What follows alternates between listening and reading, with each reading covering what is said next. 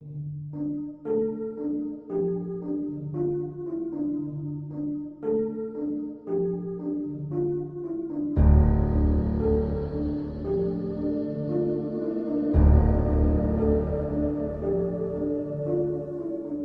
are things in this world that we don't want to understand. Things that we may never understand. Acts of historical true crime, tales of the paranormal, and dark history that your grandma never wanted you to hear. Strange and dreadful things.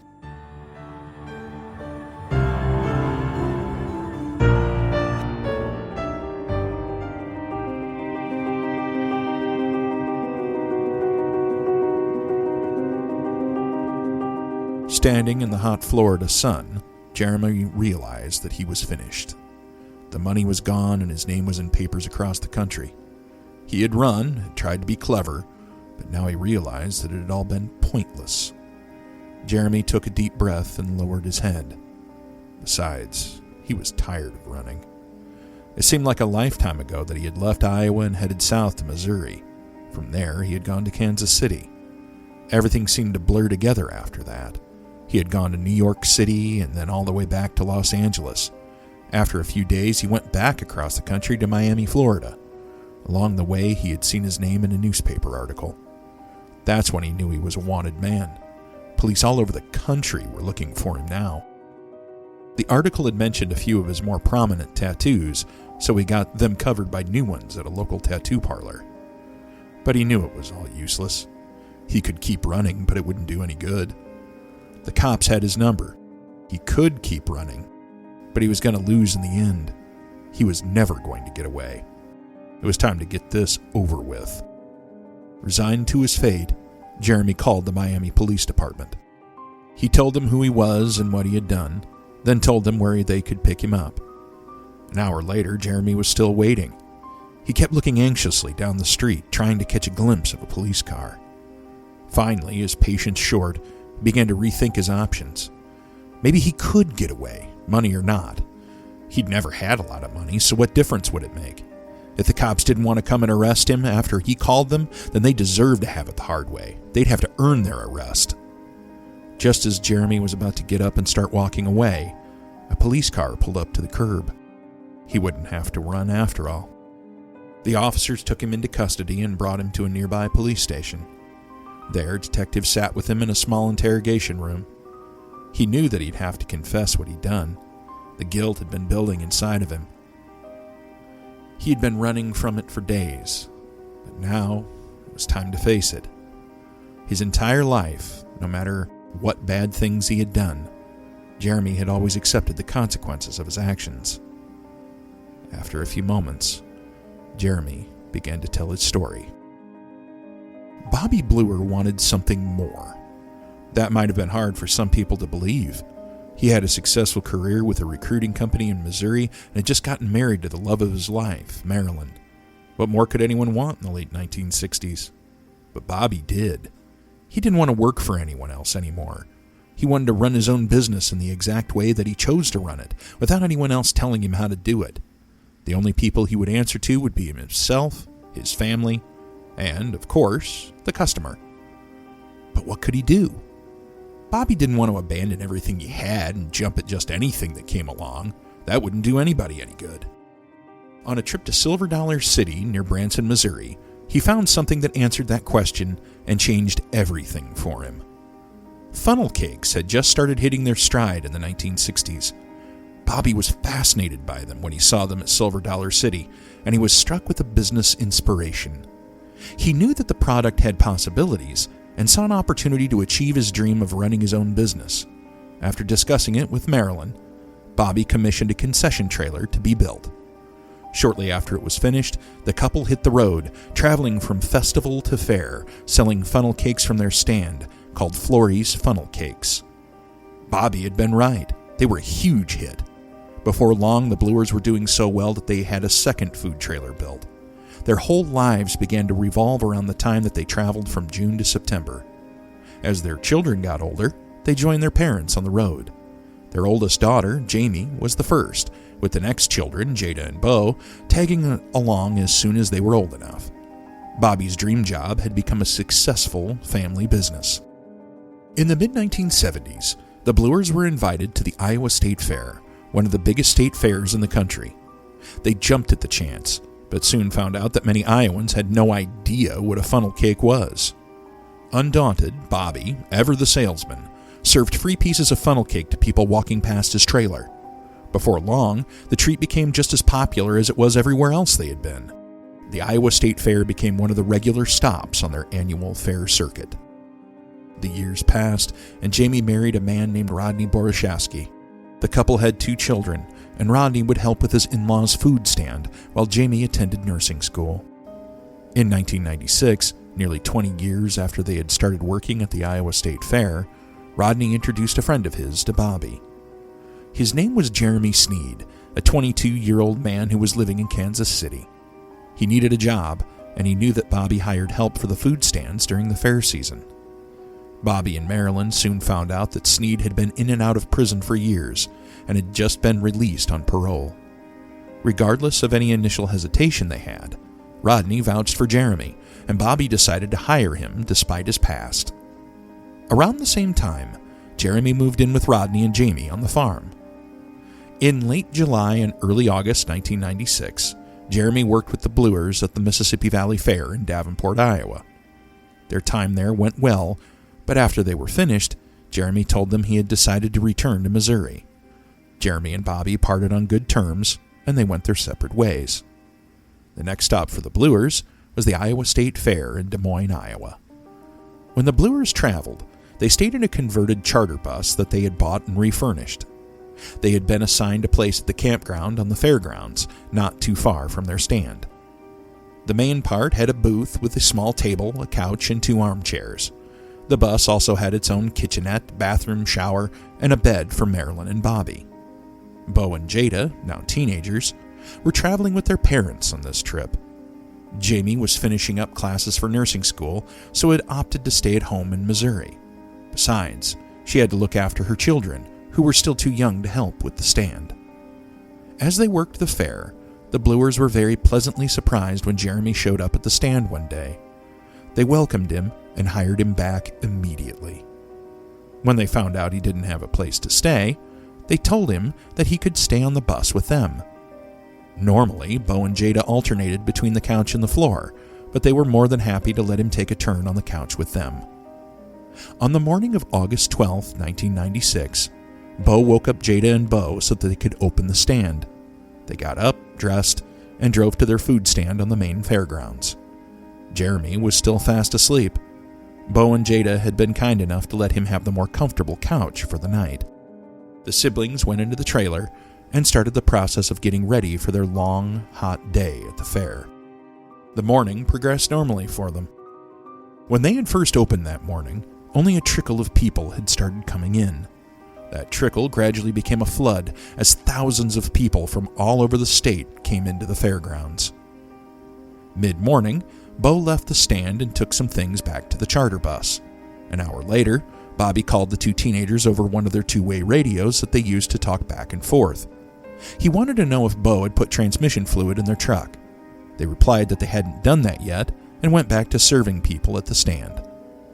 As the day drug on and the lines grew, they really began wishing their parents would come over. This wasn't anything that Bo and Jada hadn't handled before, but a few extra sets of hands would make things a lot easier.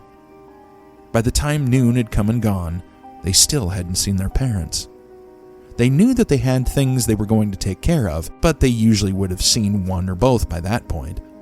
Bobby and Marilyn didn't usually leave Bo and Jada to run the stand by themselves when it got too busy, so them not being there was completely out of character. Bo and Jada began to worry that something must have come up. Bo decided to see exactly what. Leaving Jada in charge of the stand, he went back to the family's bus to find out. He and Jada were due to drive back to Missouri that night. Jada had to go to school that week, and everyone wanted to make sure that she got back on time. Part of the reason Marilyn had stayed behind at the bus that day was that she was taking care of the family's laundry so that Jada had clean clothes to wear to her classes. On Bo's way toward the campground, he stopped by one of the fair gates to get a wristband. Wearing one allowed him to leave the fairgrounds and get back in without having to pay for a ticket. Bobby had been going to pay the fair management that morning. As payment for being allowed to set up their stands on the fairgrounds, the stand owners had to pay the fair a percentage of their earnings. Bobby was known to be quite a talker, and it wasn't unusual for him to take a little extra time talking to someone. But he was a responsible man, and he never took this long. Bo jogged easily toward the bus, quickly eating up the distance. He just wanted to do a quick check-in with his parents and then get back and help Jada at the food stand. When he arrived at the bus, the first thing he saw was that the door was open slightly. Bo didn't think much of it and started to climb the steps inside. His parents might have just left it open for ventilation. Bo looked down and saw a roll of cash laying on one of the steps leading inside. His first thought was that Bobby must have dropped it by accident as he was leaving. He called out to his parents as he went inside. It was dark, and it took his eyes a minute to adjust. When they did, he noticed his parents lying on the floor. Thinking that they were lying down for a nap, he told them to wake up. The stand was busy and he could use the help. They didn't move. Bo walked over and shook Bobby's foot to wake him up. Bobby still didn't move. That was when he noticed the blood. In a second, Bo noticed that his father's mouth had a strip of duct tape across it, and his head was bleeding. Looking over at his mother, Bo saw that her hands were bound and there was something covering her mouth as well. Realizing that they were hurt, Bo ran back to the fair gate to get help. Police and emergency services were quickly dispatched to the bus, but it was already far too late. Bobie and Marilyn Blewer were both dead, shot to death at close range. Although the investigators tried to keep everything as quiet as possible as they gathered the facts and details of the murder, the news had already spread like wildfire amongst the other food vendors. When reporters had asked the police for the identities of the victims, they had been refused. However, when they talked to the vendors about the murders, they told them everything that they had heard, including the identity of the victims. It didn't take long for word to reach Jada, who was still at the food stand. As she worked, someone told her that they had just heard something had happened to her parents. Concerned, Jada walked out of the stand and began calling for them on the two-way radio. No answer came. As she was talking into the radio, another person came up and told her that both of her parents had just been shot to death in the campground. The radio slid out of her hands as she began running toward the Blewers' bus. When she got there, Jada was stopped by the authorities. Yellow tape had been stretched in a perimeter around the bus, with members of law enforcement keeping people away. Gently, Jada was led away by authorities. Polk County Assistant Attorney Frank Severino had been called in to investigate the murder, along with Dave Button, a special agent with the Iowa Department of Criminal Investigation. They were both shocked. There hadn't ever been a murder at the Iowa State Fair before, not in its 142-year history. Bo's hands were checked for gunpowder residue in order to rule him out as a suspect. The test came back negative. He was then questioned in order to try and find a possible motive for the murders, and perhaps a suspect. Jada was kept separately from her brother, and was also fingerprinted and questioned. As the investigation carried on, Rodney arrived from Missouri. He had come to help Bobie and Marilyn run the stand while Bo and Jada went back home.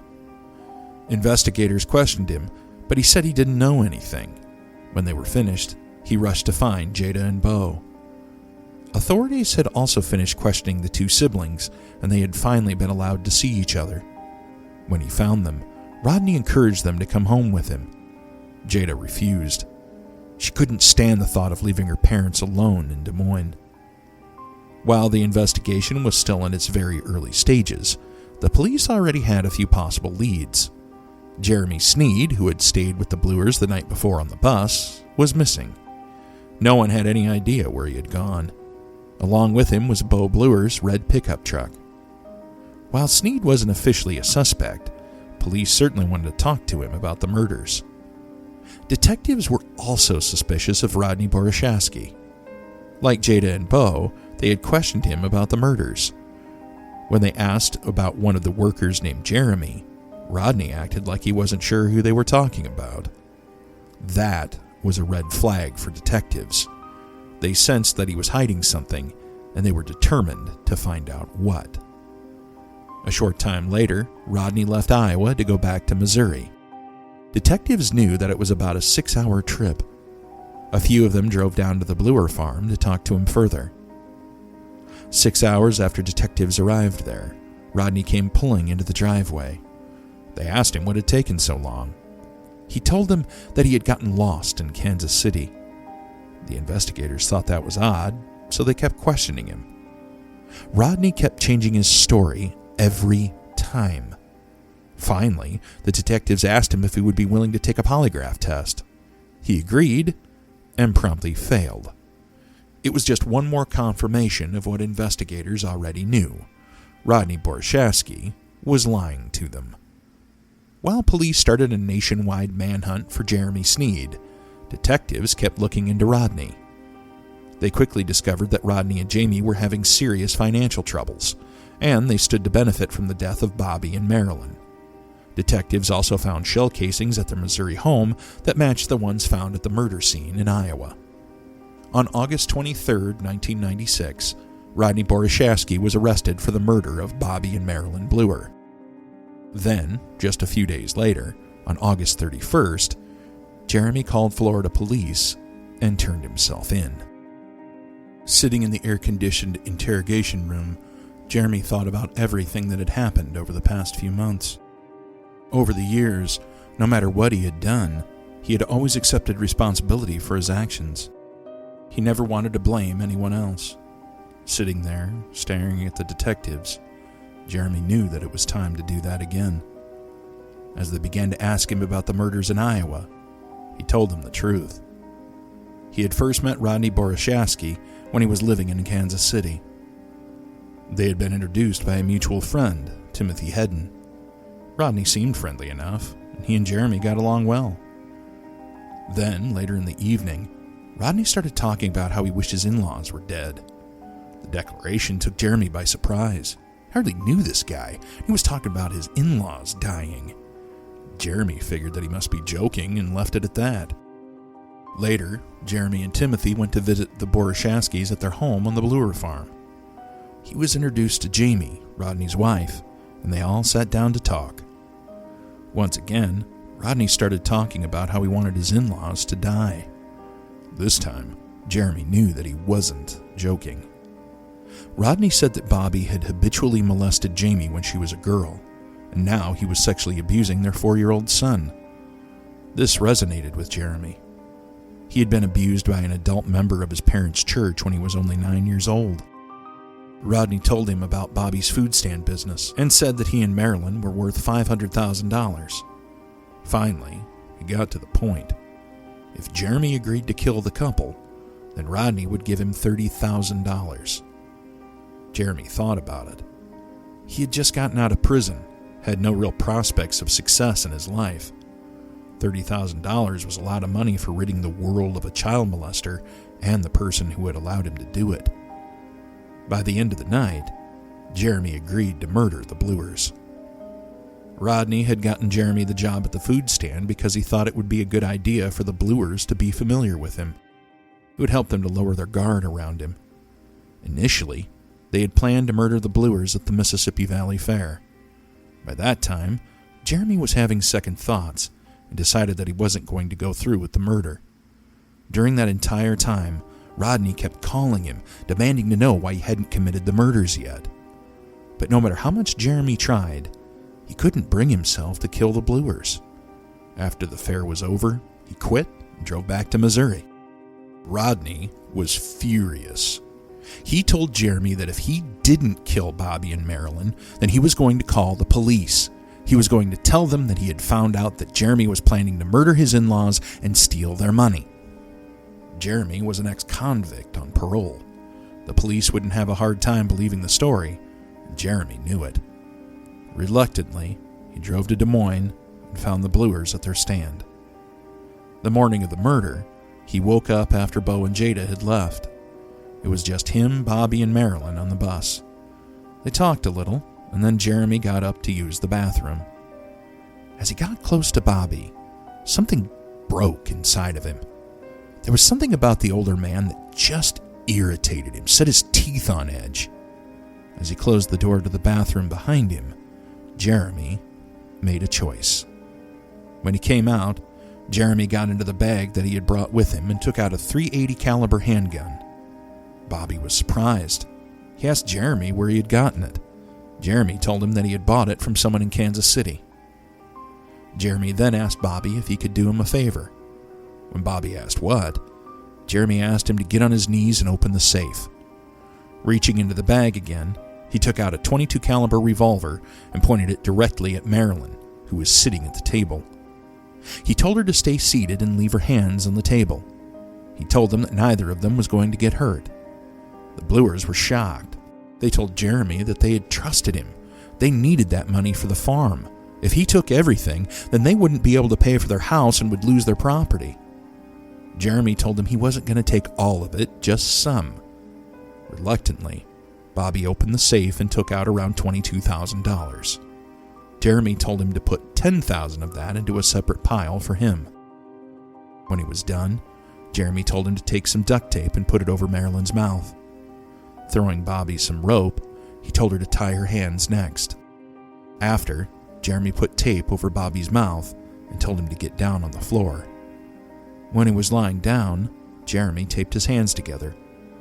The entire time, Bobby and Marilyn kept trying to talk to him, to reason with him.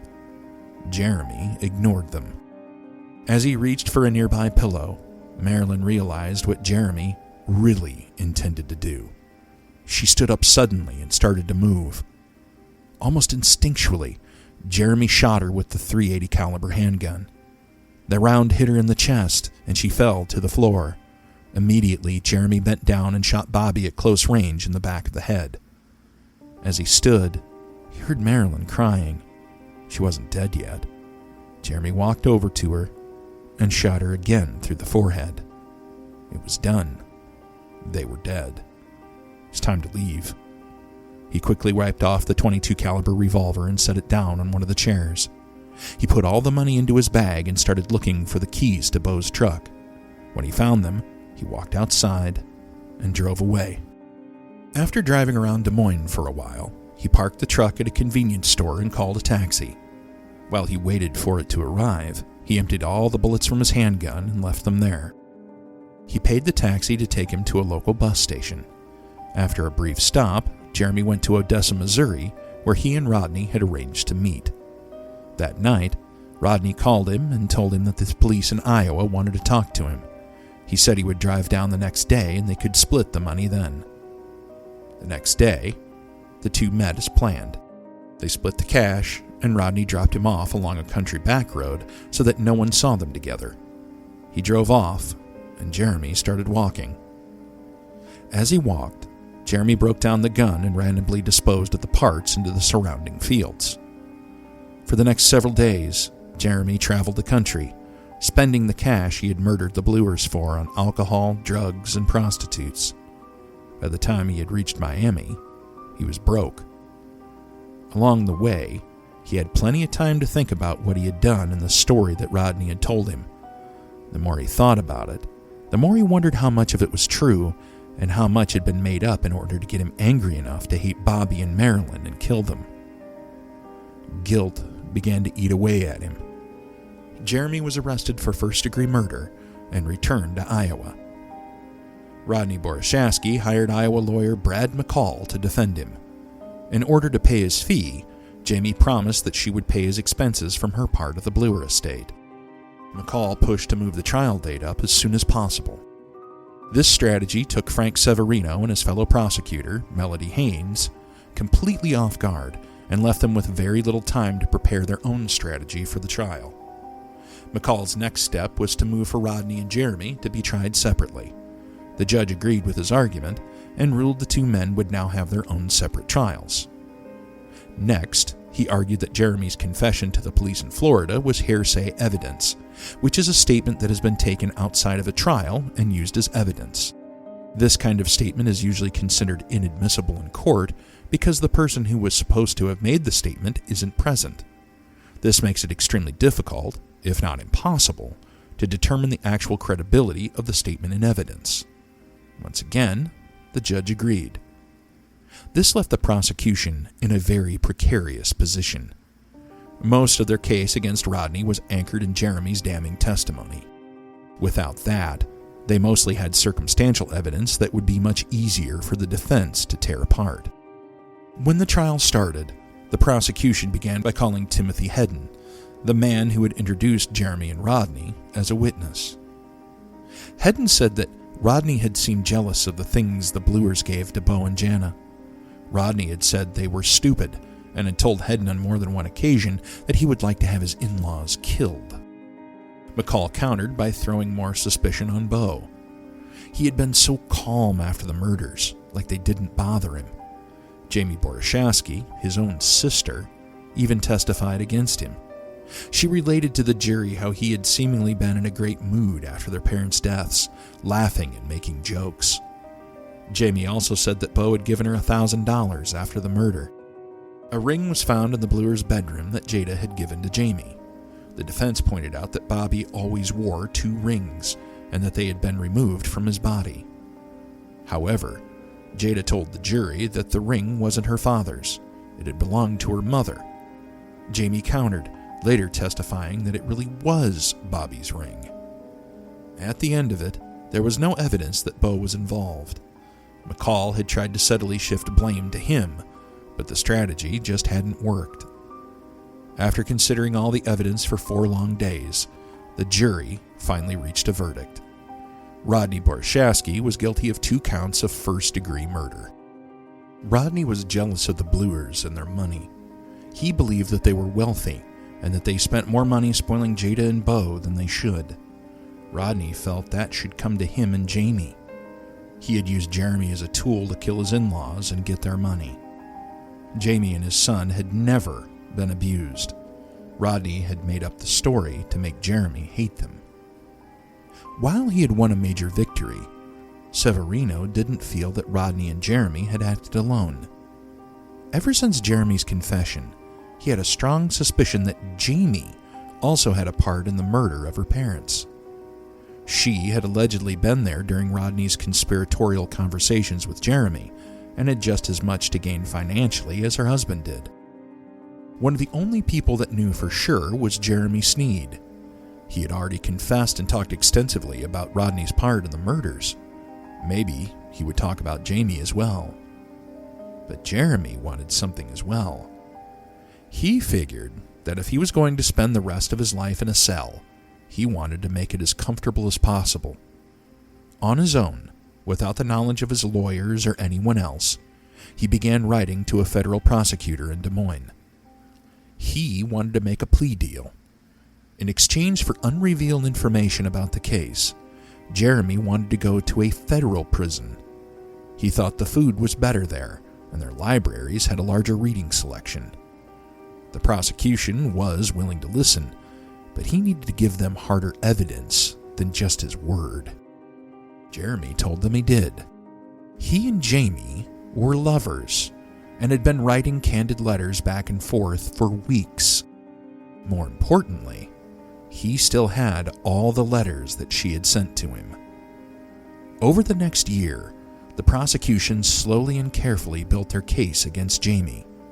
They had almost lost their case against Rodney because they hadn't had enough time to prepare properly, and this time were determined to cover all their angles.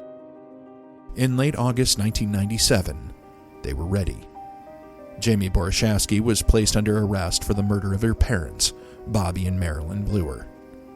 The prosecution opened the case by placing Jeremy Sneed on the stand. They wanted to give the jurors the entire story of what had happened the previous year before they started using other evidence to support Jeremy's claims. After Jeremy had moved in with Rodney and Jamie, there was a time when Rodney was away with the Blewers helping with the food stand. While he was gone, Jamie and Jeremy began sleeping together. As the relationship continued, Jeremy fell in love with her. Jamie said that she was going to divorce Rodney, and then the two of them could get together. Jeremy told the jury that at several points in their relationship, they talked about his purpose being there. She fully understood that he was there to kill her parents, and had even showed Jeremy the Blewer's life insurance policy for $450,000 when he said he wanted proof of the money. On one occasion, Rodney and Jeremy had Jamie listen inside the trailer while they fired the murder weapon into a pillow to see if she could hear the gunshots.